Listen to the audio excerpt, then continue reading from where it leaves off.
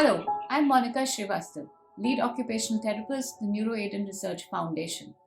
Occupational therapy provides an enabling environment to children with autism, wherein they are encouraged to respond appropriately and adequately to various situations.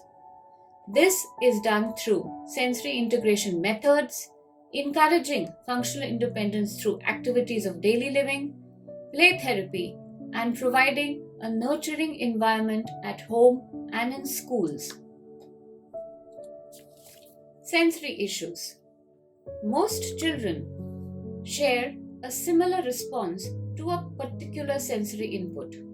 However, some children respond in a way that is more or less than what is considered normal. The term hypo is used for a lesser sensitivity and hyper for a greater sensitivity. For example, cutting nails is usually a hassle-free task for parents. However, some kids cry so much that parents have to cut their nails while they are asleep. Some don't even cry if they have fallen down and hurt themselves badly.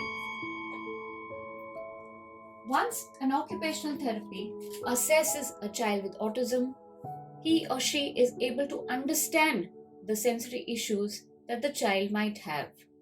Thereafter, therapy commences. Now, you may want to know that why are sensory systems so important?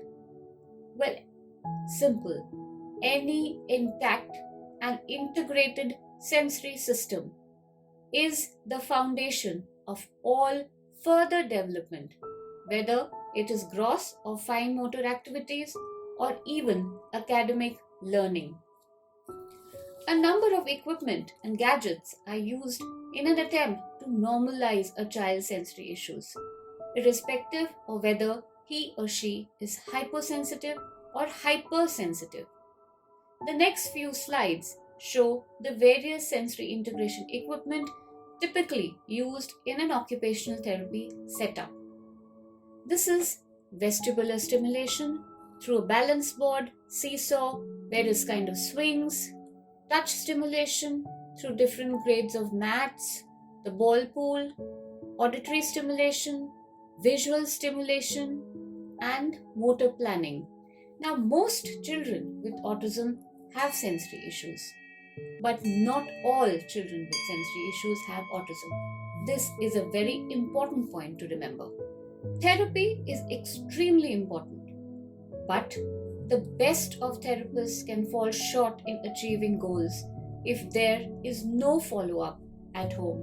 Remember, even if you take your child for therapy every day, he or she is still spending 23 hours elsewhere. So it's very important that the home environment and school setup is conducive to a child's needs.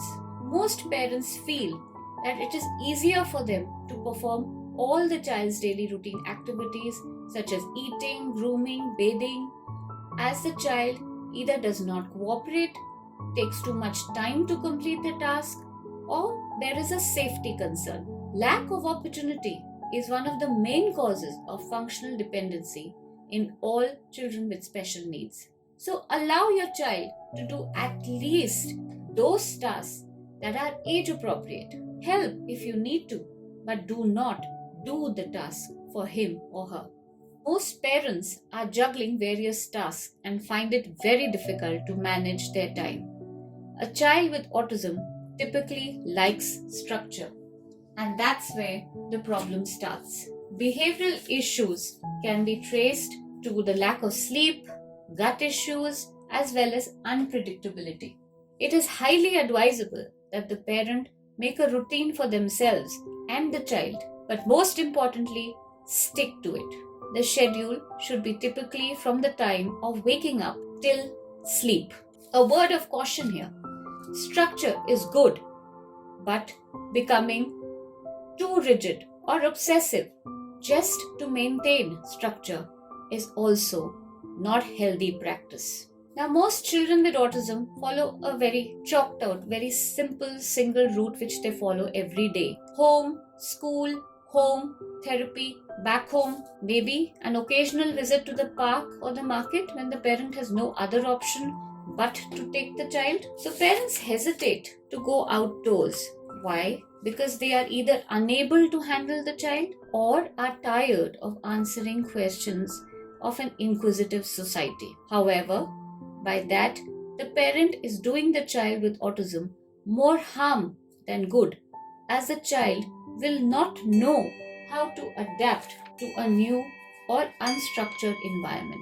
So, all the long hours that are spent in therapy are of no real use as the child has not learned how to adapt. The main goal of occupational therapy. So, please use the training in therapy to help your child function in all aspects of his or her life. Take them to a park, take them to a fair, introduce them to animals, introduce them to nature, to gardening, take them out to family functions, take them out in various modes of transport. Let them experience the bumpy ride of an auto, the smoother ride in a car, peaceful ride in a train, the aeroplane, everything. Just give them all the experiences possible through exposure.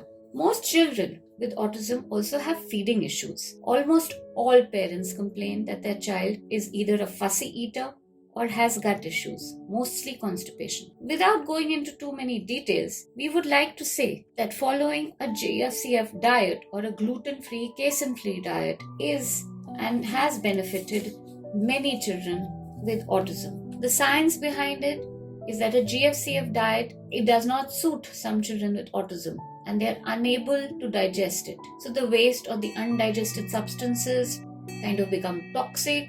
They cause a lot of stomach discomfort and mood changes if it reaches the blood in the brain. This is putting it very simply. An advisory: please consult a specialist before starting a GFCF diet. Do not decide for yourself. Now with that, over to Sugandha.